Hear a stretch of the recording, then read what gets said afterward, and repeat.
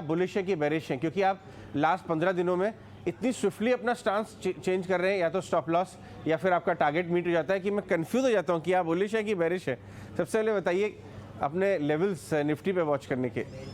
Good morning Ajay ji, good morning to everyone in the panel. सभी दर्शकों को रुद्रमूर्ति का नमस्कार।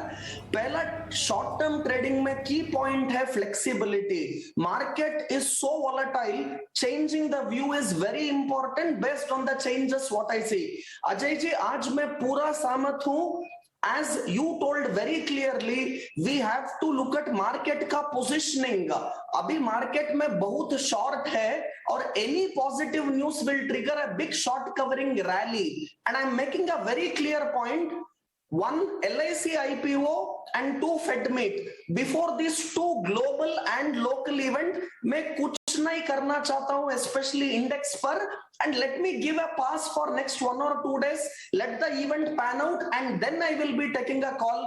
But one important point, last week even repeatedly I was telling mid cap IT is weak, and my repeated calls were short Tech Mahindra, short Coforge, short even Persistent System. Even in a market where there was a rally in the late half in the previous session, you see what happened to Persistent, you see Tech Mahindra, you see Coforge, everything were down anywhere between 2 to 3%. Whatever is the news, as a trader, I look at my chart, I look at my screen, and there is lot of money which was available in mid cap IT, which repeatedly I told. अभी मेरा view clear cut है। Nifty का support है 16,800 से 16,850 पर, और resistance है 17,200 पर। इंडेक्स पर definitely there is a possibility of any short covering because all the negative news is already priced in. Positioning of market is very important. मैं कुछ नहीं position Fed event का before or even before this LIC IPO which is coming this week with listing, all that happening post that, I don't want to take a call on index. I'll be very stock specific. मेरे को mixed buy and sell calls है। Shriram Transport looks very strong to me and open interest addition is seen on the positive side. मैं Shriram transport को लेना चाहता हूं। Target 1300, positional by call है, इसको स्टॉप लॉस रखना है 1200। फेडरल बैंक स्ट्रक्चर भी बहुत पॉजिटिव है, सपोर्ट जोन से 93 पर, और उधर एक कंसोलिडेशन पैटर्न देख के अक्यूमुलेशन साइंस क्लियरली चार्ट्स पर विजिबल है। मैं फेडरल बैंक को बाई करना चाहता हूं, टारगेट रखना है इसको 100, स्टॉप लॉस 93, और एक सेल कॉल है वो एस्कॉर्ट्स।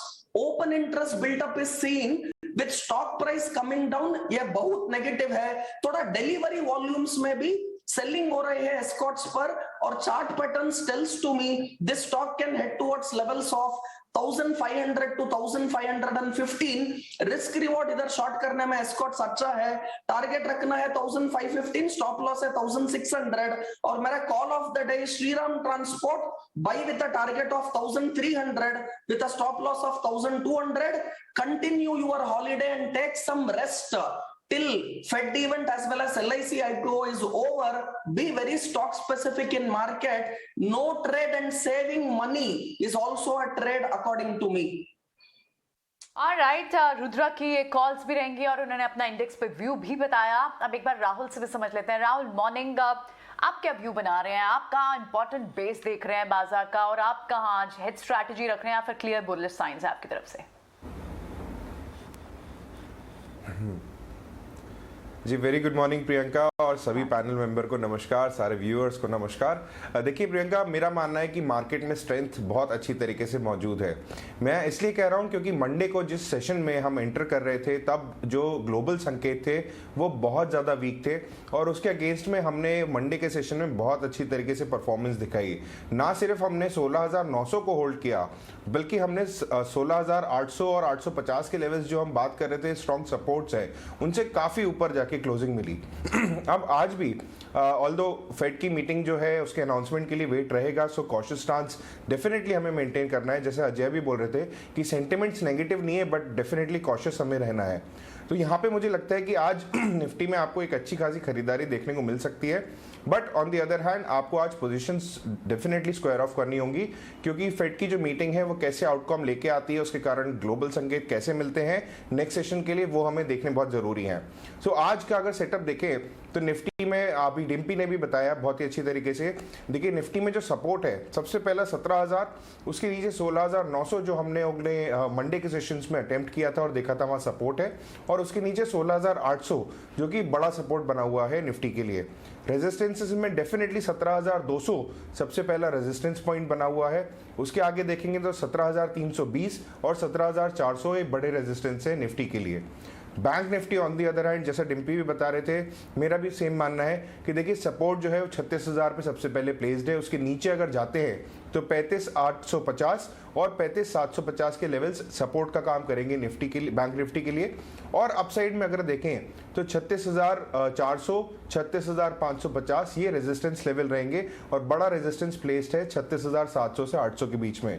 तो मेरा मानना है मैं आज आप निफ्टी और बैंक निफ्टी दोनों में खरीदारी करें, और जिस तरीके के मूड और माहौल मार्केट में बना हुआ है उसके हिसाब से आप आज जो भी ट्रेड लें उसको आप आज स्क्वायर ऑफ करके जाएं। कल के लिए कैरी फॉरवर्ड ना करें, जो भी होंगे ट्रेड्स हम कल दोबारा से पिकअप करेंगे।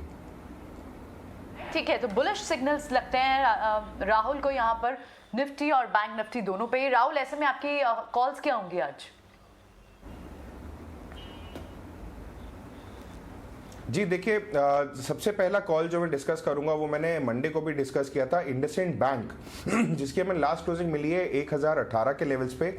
स्टॉक जो है वो मंडे को भी जिस तरीके से परफॉर्म कर रहा था, हमने 995 के लेवल से दिया था, और वहां से अभी तक की चाल में बहुत ही बढ़िया तरीके से मोमेंटम कंटिन्यूड होता हुआ नजर आ रहा है। इसने अपने हायर लेवल्स पे क्लोजिंग भी दी थी। चार्ट स्ट्रक्चर बहुत अच्छी तरीके से कंसोलिडेशन के ऊपर मूव कर चुका है, और मुझे लगता है कि यहाँ पे आपको फॉलो बाइंग बहुत अच्छे से बनती हुई दिखेगी। चार्ट स्ट्रक्चर पॉजिटिव है, तो मेरा टारगेट रहेगा यहाँ पे 1060 का, और स्टॉप लॉस हमें मेंटेन करके रखना होगा 1000 रुपए पे। सेकंड सिलेक्शन है प्रिंस पाइप, जहां पे आपको लास्ट क्लोजिंग मिली है 691 के पास में। अब यहाँ पे अगर आप देखेंगे तो कंपनी जो है ये प्रिंस पाइप, देखिए फंडामेंटल्स बहुत शानदार है, और आने वाले जो क्वार्टर नतीजे हैं वो भी एक्सपेक्टेड है कि बहुत अच्छी तरीके से कंपनी लेके आएगी। लास्ट 5 सालों में ये जो प्रॉफिट ग्रोथ है कंपनी का करीबन 49.72% CAGR बेसिस पे ग्रो कर रही है, और टेक्निकली सेटअप बहुत स्ट्रांग लगता है। मंडे को भी एक बड़ी बुलिश एनगल्फिंग कैंडल हमें देखने को मिली डेली चार्ट्स पे, और स्टॉक ने अपने जिस तरीके से सपोर्ट लिया 200 डेमा से, वहां से उसने अपनी हायर क्लोजिंग दी 100 डेमा के ऊपर जाके। सेटअप बहुत पॉजिटिव है, और मेरा मानना है कि 700 रुपए का जो लेवल है वो एक माइनर हर्डल की तरह काम करेगा। सो यहाँ पे मैंने टारगेट रखे हैं 725 के, और स्टॉप लॉस रखा है 678 पे। थर्ड सिलेक्शन है RSWM। देखिए यहाँ पे लास्ट क्लोजिंग हमें मिली थी 543 के लेवल्स पे। स्टॉक जो है वो टेक्सटाइल इंडस्ट्री से बिलोंग करता है। चार्ट स्ट्रक्चर बहुत पॉजिटिव है, वॉल्यूम्स बहुत अच्छी तरीके से बढ़ते हुए नजर आ रहे हैं, और अपने ब्रेकआउट लेवल्स के पास में ही इसने क्लोजिंग दी है, जो कि ऑलमोस्ट इसके लाइफ टाइम हाई लेवल्स के पास में है। हॉरिजॉन्टल लाइन का हमें यहाँ पे ब्रेकआउट देखने को मिल रहा है। मुझे लगता है कि ये स्टॉक जो है वो बढ़िया ब्लू स्काई जोन में जाने के लिए रेडी है। MACD RSI जैसे इंडिकेटर्स दोनों ही पॉजिटिव साइड है। सो लक्ष्य है 580 रुपीज का, और यहाँ पे जो स्टॉप लॉस है वो हमें 525 रुपए का मेंटेन करना होगा इन RSWM, जो कि आज मेरा कॉल ऑफ द डे भी रहेगा। स्टे विद अस, आगे हम आपसे और चर्चा करेंगे।